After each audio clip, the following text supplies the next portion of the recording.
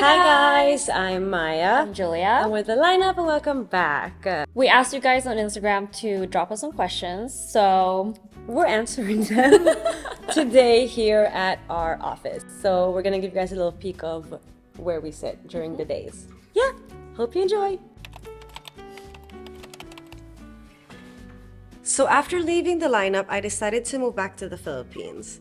And I was there for a while. I even got a job. I worked at this really nice makeup brand for a while, but then COVID hit, so I had to go back to Sweden. I was still working at the makeup brand, but because of the time difference, that didn't work out. So I was jobless. But then Julia was working with Dank Stockholm, so I ended up working with her on her social media. And from there, we just kind of, started working together. We did some consulting jobs. I got into styling and working on my own social media. So it's just been kind of like, I kind of do whatever pays the rent, you know what I mean, in the creative field. I also got a really good rental, so I moved into my own studio. That was really cute. I have a boyfriend. We are currently living together. I am now 27, turning 28 this year. Yeah. Right now we're planning on doing perhaps 3 videos a month, but since this is kind of a soft launch, we don't want to overwhelm ourselves either, but expect roughly 1 video every 10 days. Maya chews so loud.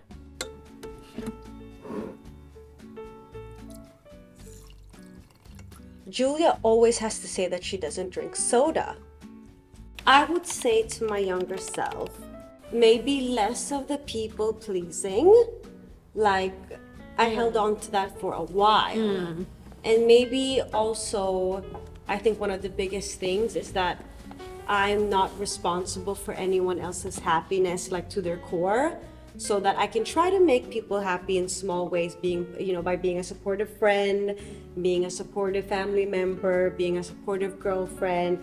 But in the end, it's not my job to make these people happy to their core. You know what I mean? Yeah, I definitely agree with that. I felt like I sacrificed a lot of myself to please other people, and I would feel like I'm not good enough or loved enough. I did that to compensate so much affection from other people, when in fact I was just sacrificing more of myself.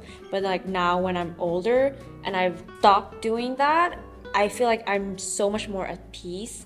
I would also say, don't doubt yourself, you're on the right track. Because I felt like I, as a teen, was set on this image of what my future would be. I thought I would be corporate baddie, graduate at 23, get married, have kids at 27. I'm 27 now, and ain't no way I'm having kids. Yeah. And I just feel like, obviously I had this set future because expectations from my family and whatever.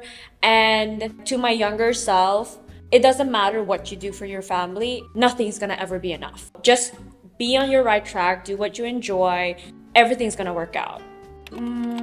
I have one. Yeah? I was in grade 7, I think.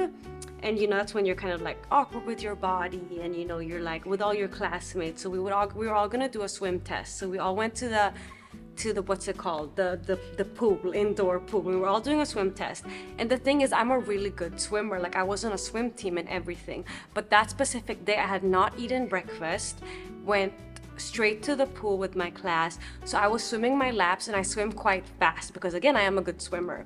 So I do my laps, I get up from the pool, and then suddenly I just start feeling dizzy, and then I faint, boom, in front of my whole class. I'm lying on the ground, right? And people were coming to me, Maya, oh my God.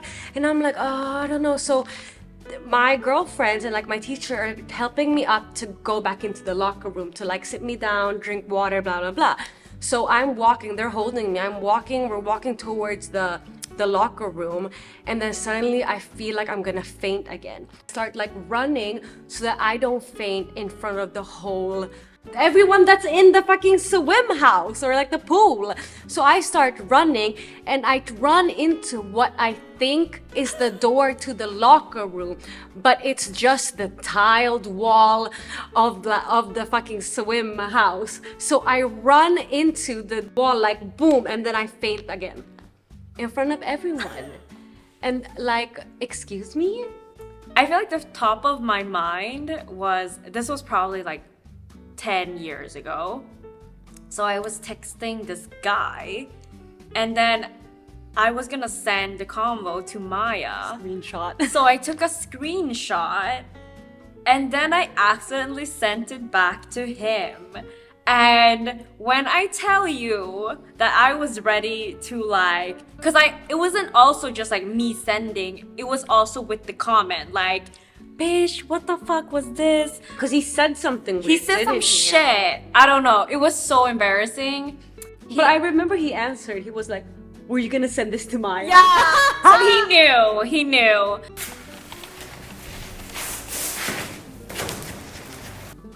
I would say, since we do have a lot of long-standing friendships, I say you have to prioritize your friendships how some of y'all prioritize your relationships. Because in the end, sadly, relationships can come and go, but what is always a constant is your friends. So you have to treat them like it. You have to treat them with the respect that they are always there for you in your time of need, when you're happy or when you're sad. You have to be active in scheduling things, group activities, just one-on-one stuff, trips. There will always be a point in life when everyone is in different stages, but if you actively just try to plan trips or blah blah blah, like you can do it in advance. Like, you guys, in a year I would like all of us to do a trip. Can we please prioritize this? And in the end, if everyone is on the same page about your friendship, most likely it will happen because you guys prioritize each other. I think it's also important to be kind of selfless in these type of relationships, because you can't just assume, like, if you always think that, oh, people don't care about you, people don't think about you, and it's like you're so self-centered in how your relationship is folding out, then it's kind of hard to see, like, what are you doing in the relationship? Yeah, are you thinking of them? Yeah, I try to think of it as, how do I want to be treated? And then I try to reflect that upon how I treat my friends. One thing that's so important in friendships, if you feel like your friend is not doing enough for you in the way that you want to have a friendship, and you haven't communicated that, and your friend is just like completely clueless and has no idea, you cannot have any grudge or hold them accountable. One of my oldest best friends, she's the type of person that can go like no contact for 2-3 months. But when we were kids, she told me that she's just that type of introvert where she needs a lot of time to recharge. And after that, like, I would never hold it against her if she never responded to my texts. Because then I just know where I have her. And I just know, like, if she's not responding to me, it doesn't mean that she has like a grudge against me or like she doesn't want to talk to me. She's just in her recharge era, and that's okay. Maybe not everyone has the energy to respond constantly or text constantly or even meet up constantly, and it's important to differentiate like those type of friendships. So it's really just about knowing your friends and what they need and expectations and boundaries, so you don't disappoint each other. Yeah. It was quite hard to talk like this, don't you think? Something, bro. Like, my head is kind of hurting. Like I don't mind fashion trends, but I wouldn't shop only because it's a trend. Like, I would rather buy things because I genuinely like it, and because me personally, I like thrifted vintage stuff. So I feel like you can easily build your personal style if you rather look through what you actually like instead of what other people like. So I don't let trends affect Dictate, my personal style. But sometimes if I do like a trend, what I'll do is I'll sit on the trend for like 6 months to a year, and if I still like it, and then I'll incorporate it into my wardrobe. Because that means that if it's something that I like after the trend has kind of blown off, then it's something that I maybe genuinely still like and can see having in my wardrobe for a longer time. And I feel like if you do want to partake in a trend, that's completely fine, but maybe think about how you're going to incorporate it into your current wardrobe, and in a way where you don't have to buy a whole lot more stuff. I wouldn't base my style just off an aesthetic, because then do you actually have a style if you're just like tapping into an aesthetic? Because like your personal style will be based off like your elevated pieces, like how you coordinate stuff, how you style stuff, and like having those like key pieces in your wardrobe Exactly. really helps like elevate your wardrobe. Exactly. I feel like just be mindful of trends and see how you can use them into your wardrobe. I mostly thrift when I travel. I thrift online, so maybe like Vestiaire Collective or eBay. I have been a great adult and packed my lunch. Some pork adobo that I made last night. It was so good. I failed as an adult today because it was a very early morning. This is just an instant pack of bún bò Huế. Like we said, in any type of relationship, you need to have respect and communication.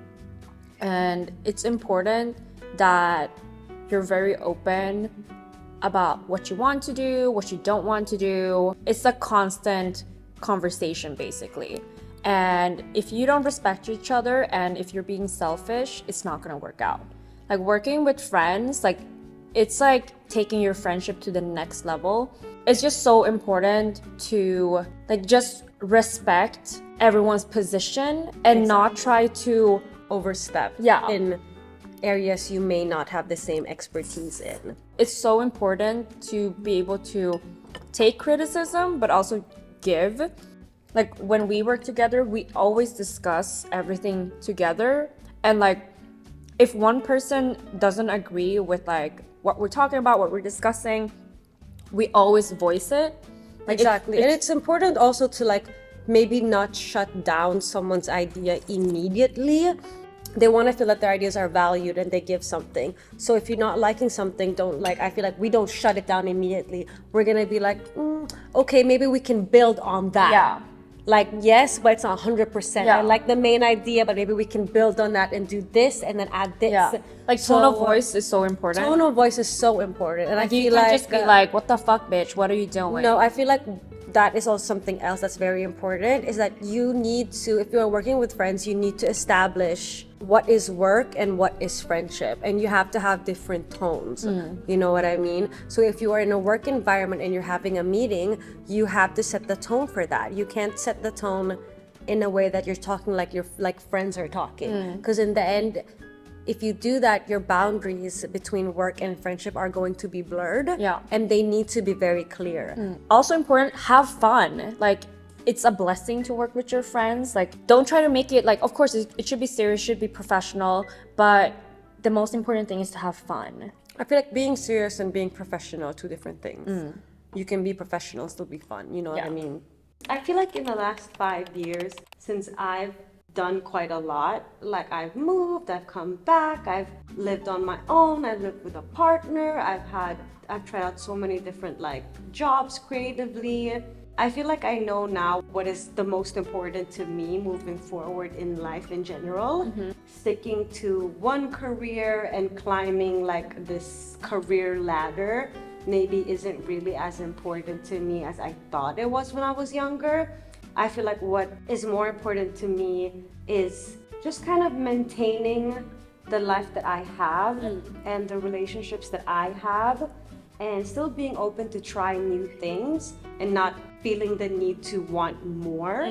You know what I mean? Yeah, I feel like I definitely can relate to that. Like I'm not greedy. When I was 18, I had kind of set goals for myself, like I want to buy an apartment, I want to get my driver's license, and then like get a studio. Like a couple months ago, I managed to like tick off the last thing on that list. And honestly, I just felt like, good job, you did that. And then I can set up new goals, but I'm not in a rush to accomplish them. Now I can land a bit, like I've been on survival mode for so long, like growing up and not having like a stable home. For me, that was so important to achieve. And then now that I have it, I just want to savor the flavor of it. Like I'm good, like I'm content, as you said, like I just need to maintain that. And I feel like the more you're greedy for, the less unhappy you'll be in a way, because then you'll never be happy with what you already got. Exactly. So now I'm just like, I'm so happy and so grateful for everything that I already have, and I just want to be able to maintain that for as long as possible. Exactly. We're in a point in our lives where we both have kind of like a sense of financial freedom. My mindset would be different if I was, building my financials and maybe trying to keep like building up my savings account and stuff like that. We're speaking of a point of view where we've both done that, and we feel that we're quite okay financially. I also want to stress, like, for the ones that haven't followed or know, like, me personally, I don't come from a background of money. So, like, for me, being in survival mode is literally me being afraid of being poor. I don't want it to sound like, right now, I feel like I'm so privileged to have, like, ended up where I'm at right now, but that was not the case, like, when I was younger. We're both quite good with how we Like take care of budgeting, our money yeah. and make sure that we don't end up in a position where we don't have financial freedom. Yeah. So I feel like that's important to note when we answer this question. Yeah. And I feel like something that you've also, that I've noticed a difference in how you are as a person, is that before I feel like you would always just like, okay, goal done, work done, next again, until, you know, it was just like an ongoing circle of you just doing more and wanting to do more. And I feel like now you kind of have changed in a way where you settle more. Like, not settle, but you kind of like, okay, you know, that's done. Let me just sit a bit. Yeah. Let me enjoy this before I move on to what's next. What 150th hobby am I going to do now? You know what I mean? I feel like you're more settled and can like enjoy. Yeah. I do notice that you've also gotten so much better at setting boundaries. I feel like it's just age. I feel like since I turned 25, like I'm not old, you know what I mean? Yeah. But I feel like since I turned 25, I just don't give a fuck anymore. That is so true. Oh my God. I don't give a fuck about like what you think or like what other people think. I'm living my best life. I'm happy. Like, I'm minding my own business. You know what I mean? I'm on my business. So, and that's that. Exactly. I feel like that's also something that excites me about getting older. It's just like giving less of a fuck each year. For Maya, I definitely feel like you have gotten more elevated, more intentional with your purchases. I feel like both of us have gotten into the age where we have a bit more money, you know, like we can actually purchase things that we genuinely want and not just buy just cause.